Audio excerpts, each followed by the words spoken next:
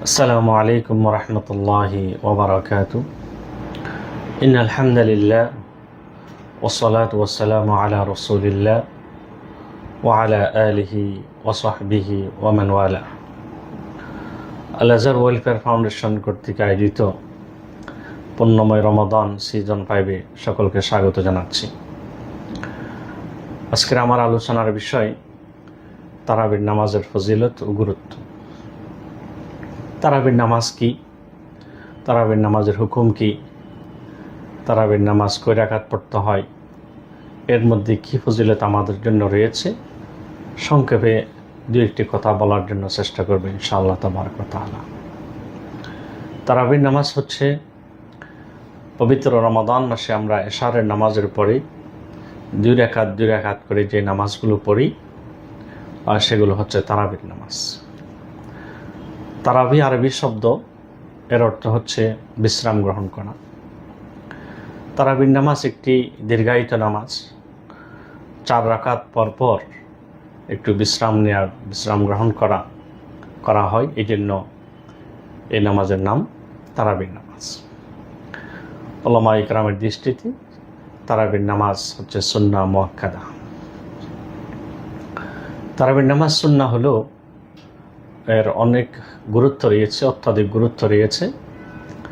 বিশেষত পবিত্র রমজান মাসে সুন্নাহ কাজ করলে, নফল কাজ করলে, মুস্তাহাব কাজ করলেও হাদিস শরীফের বর্ণনা অনুযায়ী অনেক ফজিলত এই আমলের মধ্যে রয়েছে।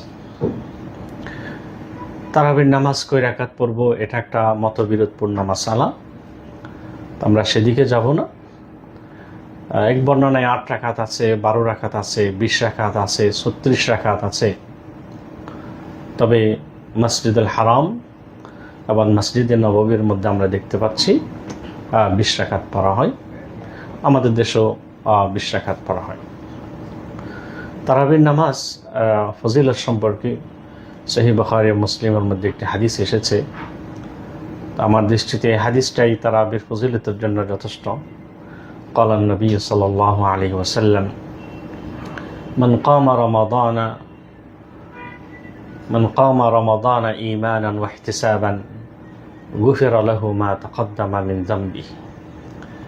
যে ব্যক্তি রমজান মাসে ঈমান সহকারে সওয়াবের নিয়তে কিয়াম করবে, কিয়ামুল লাইল করবে, তার অতীত জীবনের গুনাহগুলো ক্ষমা করে দেওয়া হয়।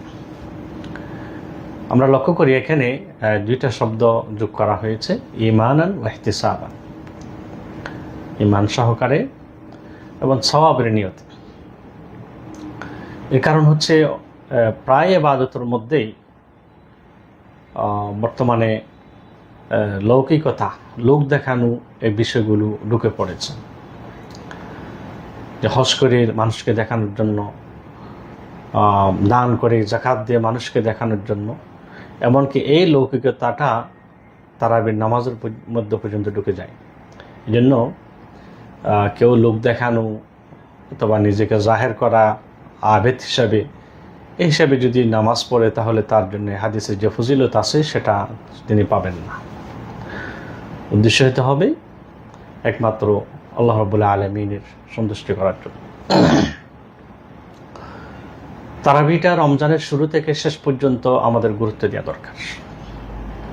কিন্তু দুঃখজনক হলে সত্য, আমরা আমাদের বর্তমান সমাজের মধ্যে শেষ দশকে এসে তারাবির গুরুত্ব একটু কম দেখি। রমজানের শুরুতে মুসলিম উম্মাহ যে আবেগ অনুভূতি নিয়ে মসজিদে যায়, মসজিদ ভরপুর হয়ে যায়, কিন্তু রমজানের শেষ দশকে এসে সেগুলো কমে যায়। মসজিদ অনেকটা মুসল্লি শূন্য হয়ে যায়।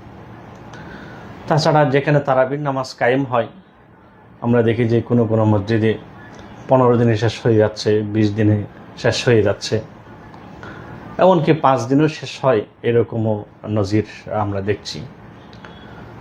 রমজান মাস শুরু থেকে শেষ পর্যন্ত অত্যন্ত গুরুত্বপূর্ণ সময়। তবে বিশেষ করে শেষ 10 দিনের গুরুত্ব আরও বেশি। এই সময়ের মধ্যে লাইলাতুল কদর আছে, এই সময়ের মধ্যে ইতিকাফ আছে, এই সময়ের মধ্যে সদকাতুল ফিতর আছে। এই জন্য হযরত আয়েশা রাদিয়াল্লাহু তাআলা আনহা থেকে বর্ণিত, কানা নবী সাল্লাল্লাহু আলাইহি ওয়াসাল্লাম ইজতাহিদু ফিল আশরিল আওয়াখির মিন রমাদান মা লা ইজতাহিদু ফি গায়রিহি। আল্লাহ রাসূল রমজানের শেষ 10 দিন যেভাবে পরিশ্রম করতেন, ইবাদতের সময় কাটাতেন, রমজানের আগের 20 দিনের চেয়ে আরও বেশি কাটাতেন, অন্যান্য সময় সেরকম কাটাতেন না। কিন্তু আমাদেরটা হচ্ছে বিপরীত হয়ে গেছে। আমরা রমজানের শুরুতে একটু বেশি গুরুত্ব দিই, শেষে গিয়ে গুরুত্ব কম দিই। আল্লাহ রাব্বুল আলামিন আমাদেরকে হেফাজত করুক, আমাদেরকে তৌফিক দান করুক, আমরা যেন রমজানের শুরু থেকে একেবারে শেষ দিন পর্যন্ত, মুহূর্ত পর্যন্ত আমরা গুরুত্ব দিতে পারি। আল্লাহ তাআলা আমাদেরকে তৌফিক দান করুক। আরেকটি হাদিসের মধ্যে এসেছে, নবী সাল্লাল্লাহু আলাইহি ওয়াসাল্লাম যখন রমজানের শেষ 10 দিন আসতো, ইজা দাখালাল আশর শাদ্দা মিজারাহু ওয়া আহইয়া লাইলাহু ওয়া আইকাযা আহলাহু।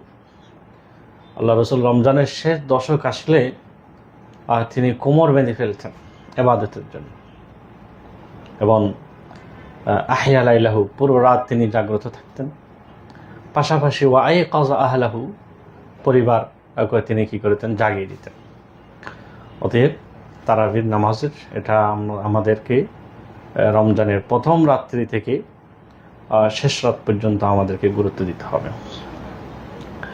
তারাবির নামাজ, রাতের নামাজগুলো আল্লাহ রাসূল হাদিসের মধ্যে ইরশাদ করেছেন মাসনা মাসনা, 2 রাকাত বিশিষ্ট, এবং নামাজগুলো আমাদেরকে খুশু হুদুর সাথে আদায় করতে হবে। কোয়ালিটিপূর্ণ নামাজ আমাদেরকে আদায় করতে হবে, কোয়ান্টিটি নয়। যে কত রাকাত পড়লাম, কত বেশি পড়লাম, সেটার চেয়ে কম হলেও সেটা যেন কোয়ালিটিপূর্ণ হয়। যে সমস্ত মসজিদের মধ্যে যেখানে খতমে তারাবি হচ্ছে, অনেক জায়গায় দেখা যায় খুব দ্রুত তারাবি পড়েন, যেখানে কেরাত পড়েন, যেখানে মাখরাজগুলো সঠিকভাবে উচ্চারণ হচ্ছে না, মাখরাজ উচ্চারণ হচ্ছে না, রুকু সিজদাগুলো খুব সঠিকভাবে আদায় হচ্ছে না। আমাদেরকে বুঝতে হবে নামাজের মধ্যে খুশু হুদু, ধীরস্থিরতা, এটা হচ্ছে নামাজের ফরজ। আমি খতম আদায় করলাম কি করলাম না, করতে পারলে ভালো, সওয়াব বেশি পাবো, মর্যাদা বেশি হবে, তবে তার আগে আমার নামাজটা হইতে হবে। এজন্য আমি আহ্বান করব যে আমরা যে কিয়ামুল লাইল করব, আমরা যে তারাবি পড়ব, আমাদেরকে খুশু হুদু, তাদিল আরকান এবং মাখরাজ যেন কোরআন তেলাওয়াত যেন প্রত্যেকে যেন বুঝতে পারে সঠিকভাবে, সেভাবে আমাদেরকে আয়োজন করতে হবে। আল্লাহ তাআলা আমাদেরকে তৌফিক দান করুন। তারাবির নামাজ আমরা অনেকে একাকী পড়ি, কাজের ব্যস্ততার ফাঁকে হয়তো যে পড়ে নেব, আর জামাতের সাথে শরীক হতে একটু উদাসীনতা অনেকের দেখা যায়। হাদিস শরীফের মধ্যে এসেছে, ক্বালান নবী সাল্লাল্লাহু আলাইহি ওয়াসাল্লাম মান কামা মাআল ইমামি হাত্তা ইয়ানসারিফা কুতিবা লাহু কিয়ামুল কুল্লাহ। যে ব্যক্তি ইমামের সাথে নামাজ পড়বে, রাতের নামাজগুলো, হয়তো সারা রাত তো নামাজ আর পড়তে পারবে না, ইমাম শেষ করা পর্যন্ত পড়লো, যে তার জন্য সারা রাতের সওয়াব তার জন্য লিপিবদ্ধ করা হচ্ছে।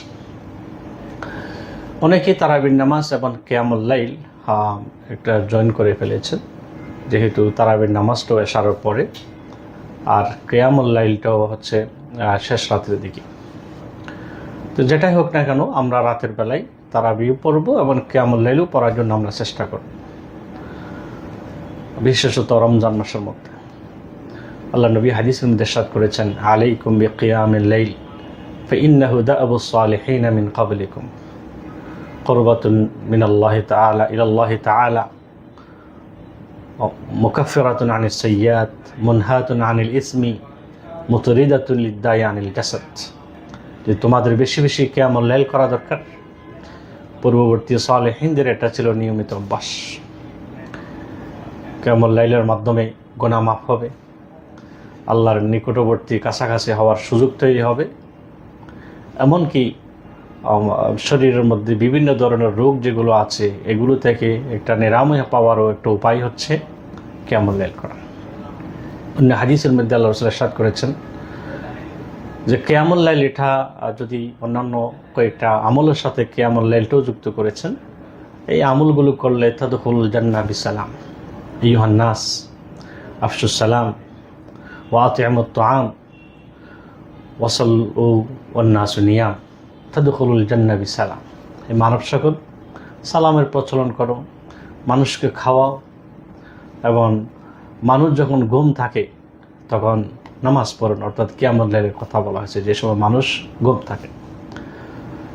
আরেক হাদিসের মধ্যে আল্লাহ রাসূল ইরশাদ করছেন যে যারা কিয়ামুল লাইল করে তাদের জন্য একটা পুরস্কার ঘোষণা করছেন, ইন্না ফিল জান্নাতি গরফা ইউরা যাহিরুহা মিন বাতিনিহা ওয়া বাতিনুহা মিন যাহিরিহা।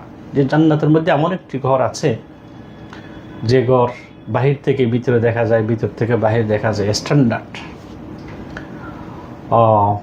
সাহাবীরা জিজ্ঞেস করলেন এই ঘরটা কার জন্য?